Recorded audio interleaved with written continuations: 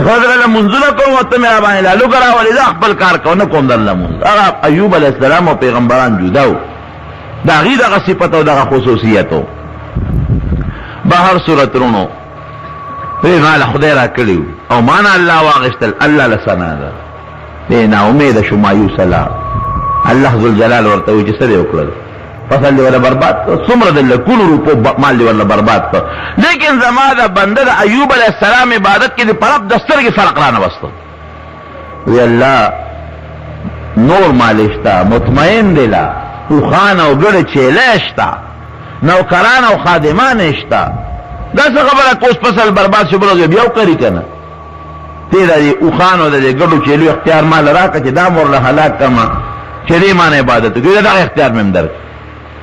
راغی چې څومره فرشتو ته حکم وکړ چې د اوخان او ګړو چیلو حفاظت نام لاسواله هغه مول شیطان برباد کړ. او بیا هغه ایوب علیہ السلام عبادت ته ولار چې دی داغه اوخان او د ګړو چیلو چې کوم مشر نوکر او خادم او داغه په شکل شورا دا الله له عبادت کې او خدای پاک د سره بل ورځ رسول کړ فصلونه ټول برباد کړ. ورشه څومره چې اوخان دي او ګډه چیرل ټول برباد شو. هغه 15000 اوخان او ګډه هغه 12000 ګډه چیرل ټول لاړل ختم. دی ما غسی الحمدلله الذي اعطاني هذا هغه الله له سره چې مال ادارات لل واخذ مني وما نه واپستل لله ما اعطى ما اخذ کوم شي چې تعالی درکې هم خدای درکې هم د خدای دی او چې کوم در نه اخلي غم د الله دی. اثبات پروا مې نشته او په خپل عبادت کې رب دستر کې فرق را نه وسته. بیا مایوس چې لکه عجیب سره فصل برباد شو دا چیزونه برباد شو او خان چې له ګړې هغه برباد شو. بیا را اسمان ته وسره وکړل خدای پاک نوکران خادمان دي نوکران خادمان اشتبل ورو نور ګړې کې له وسه ویل هغه اختیار مې در راغه ټول نوکران خادمان مولا مړ کړل. او چې خدای پاک حفاظت لري کینو بیا خو شیطان ضرر رسول شي راغه ولا بیا دا شیطان د انسان په شکل وي ته خدای عبادت کې چې څومره هغه 1500 د نوکران او ټول لاړ برباد شو وبا پر عالم نشو. بیا ما غسوی ان لله ما اعطى وما اخذ خدای کوم شی در کام دا خدای دی چې نه واغشتام دا خدای یا الله لا الله وتعالى وسره وکړ او چې خدای سره امداد کوي چې شیطان پلارم ستا مقابله نشي کولی. وی بچی اشتا پاغي مطمئن دی هغه بچو اختیار مې دل درکوي. دغه وخت کې راځي دا بچی راغون شي د حضرت ایوب علیہ السلام اور د اولونه وی زامنو راغون شي دی یو کوټه کې استاد ورته سبق خای الله ذل جلال اختیار ورکړو بس دی راغی وا کوټه په جوړه کوله واره پر وګورول اجه څومره پکې هغه لونه وی او زامنو ټول پکې مړ شو. بل کوټه ورله په خزر او غرزوله صرف یو خزر ایوب علیہ السلام ته بچ شو باقی ټول مړ شو. راغی په منډه چې کم د زامنو استاد هغه په شکل راغی او ایوب علیہ السلام ته درې شابه کوي عبادتونه تا خدای ته سوال نه کړه څنګه ستا خدای دی بل چاته نه ګوري تا پسې راغشته ده ابل ول مال برباد کو زغری بچی دې لمړ کړل دی او مکه خبره کوي لله ما اخذ ما اعطى ما اخذ خدای چې سره کړی دی هم د الله دی او چې واغ سلام د خدای دی ما زما په صبر دی. دی ورته سوی دا خبيث دی ورته وی چې افسوس او ارمان کله هغه بچوا چغې ووري دي کنه او دا هغه مازغه او دا هغه کلمې دی ولې دي کنه دا څه عجیب سره. نو دی وخت حضرت ایوب علیہ السلام الله تعالی سوچت کو را پاسه دا بچو فکر لرا روان شو او لا سوچت کوي یار یا لیتا امی لم تلبنی ارمان که مور نه راولې نو څه خباو ته بیا هم د دنیا تکلیف ته غیر اختیاری په سړي باندې هغه تکلیف خو خامخا راځي. افسوس که مور نه راولې او د مور نه پیدا نو څه خباو که بچو باندې خامخا رحم راشي خو چې دا خبره وکړه نو شیطان لدا یوم ډیره وا دا خبره واغشت او بل اسمان ته منډه کړې او ایوب علیہ السلام چې پوي شو نو زه خدای ته پسجده پرې و چې الله باندې غلطي شو بس تا چې څوک خدای وکړل دا بچی را کړم ته و الله وام غشتل تا خبره ده چې ما بچو ته خدای پاک شهادت تا الله ورکړه زه په خوشاله شیطان چې بره ورخته نو الله ته وایي چې ستومانه مې که درله سړی وي څنګه وایي چې دغه دې ویلې که نه چې ارمان که مور نه وې راوړی نو څه خبره وایي دا خو څه دومره لویه خبره نه ده خو ستا د راتلو نه د هغه توبه مخکې را رسېدلې ده ته لا لار کې وې چې د هغه توبه را رسېدلې ده د دغې خبرې نه هم توبه وکړې ده ورشه وګوره د هغې نه هم توبهګار دی ای خدای پاک وی څنګه دی وکړه وی الله په خپل وجود مطمئن دی وجود یې روغ دی په دې تمه دی چې زه خیر دی مال خو راتلو شی دی بچي راتلو شی دی نور به خدای راکړي تېره دی وجود اختیار راکړه چې دی په مرض وغورځوم چې دی ستا عبادت وکړي الله پاک وی زه دغه اختیار من درته درکړم راغی حضرت ایوب علیه السلام په مصله ولاړ دی په جانماز ولاړ دی لمونځ کوي او دې شیطان ورته سپېمو کې پوکې وویل دا خبیث شی دی چې پوکې او په دې بیماري ولګېدل بیماري پې ورو روانه شو په دې وجودي بیماري ولګېدل دې ته نوبت ورسېده چې هېڅ قسمه دنیاوي علاج فایده نه ورکوي نه حکیمي او نه بل هېڅ فایده نه ورکوي او نوبت دې ته ورسېد چې په کم کلي کې دی و چې کم ملګري ورسره ټول ترې لاړل وتښتېدل په سړي چې راشي نو بیا ملګري ورسره نه ټینګېږي یو مرګر امتلال بل امتلال مسلمانان چې کوم هغه هم لاړل مرتد شو دا څنګه خدای پیغمبر مالونه ولا خدای تباه کوي وجود ولا خدای بربادوي دا نقصان وسره کوي عجیب الله پیغمبر دی هغه مرګري چې څومره ورسره هغه ټول لاړل بس د هغې هغه امداد او هغه ملګرتیا ختمه شوه یوه بیبي د ایوب علیه السلام رحمه نوم دی او د یوسف علیه السلام نوسی ده د یوسف علیه السلام د زوی لور ده او دا ایوب علیه السلام د ابراهیم علیه السلام نوسی دی د یعقوب علیه السلام د بل زوی او سره پاتې شو باقي نور چې څومره مسلمانان وو هغه ټول لاړل مرتد شو تښتېدل نو دې خلکو یې دې ښځې ته ووایي چې یاره ته مهرباني وکړه او دا خاوند دی د دې کلي نه بار وباسه دته داسې مرض لګېدلی دی چې ممکن ده دا بیماري مونږ ته ونه لګي او که دا نه وباسې نو ګورې مونږ یې وباسو چې د لار کې دله غورځو دې ښځې دا خپل خاوند را په اوږه او یو یړې د کلي نه بار یو ځای کې ورځه چغ کې بندګي جونګړه را یو ځای کړه په هغې کې ډېره یو ځمکه باندې سملاو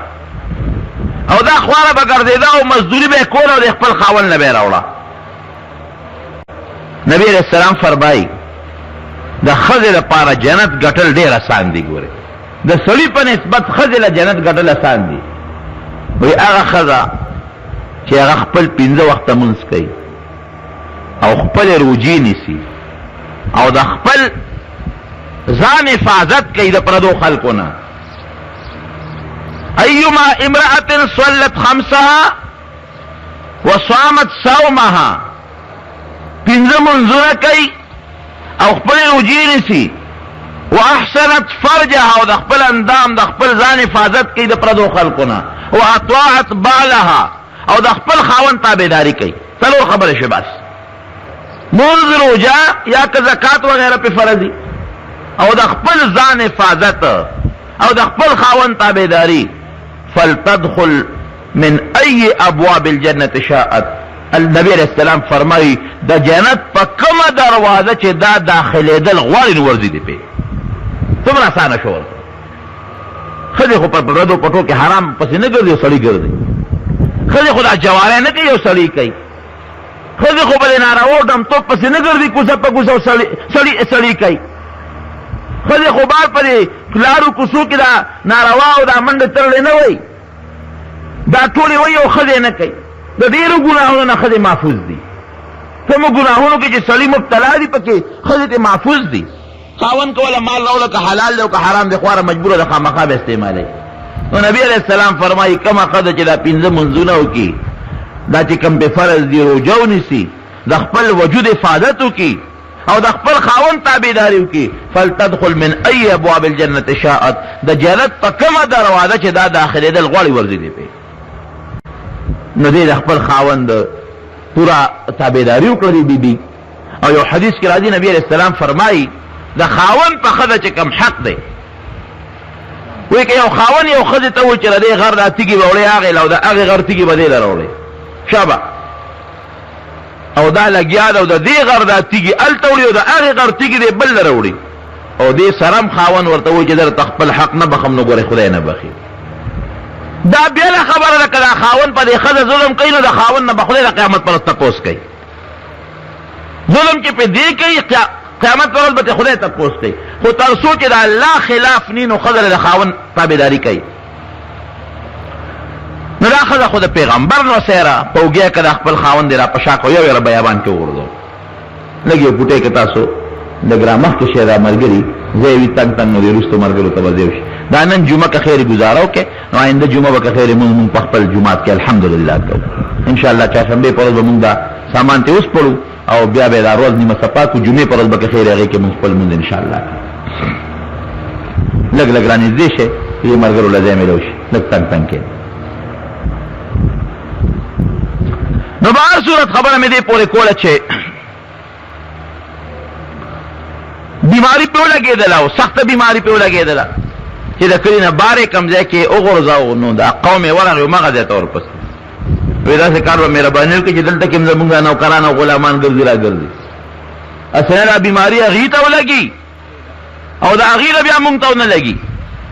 دا خاوند یو څه لرې دی راکه او که لرې نه دی راکې نو ګوره تام وجنو دیم درله وجنو اخوانه بیا مجبوره شوه او دا هغه ځای نه چې ته لرې یو ځنګل ته یې وړله یو بیابان ته یو دشت ته یو ځنګل ته په هغې کې په یو میدان کې دا خپل خاوند سمله و دا به تله او خوارې مزدوري به کولو چې څه به یې ګټل د خپل خاوند له به یې وړل او یو نوم طبیب حکیم چې کوم په هغه زمانه کې معالج او علاج والا یو یې پرې نه ښوده د خاوند د علاج دپاره و بیماری الله راولي قرآن حکیم کې الله فرمایي ان یمسسک الله بدر فلا کاشف له الا هو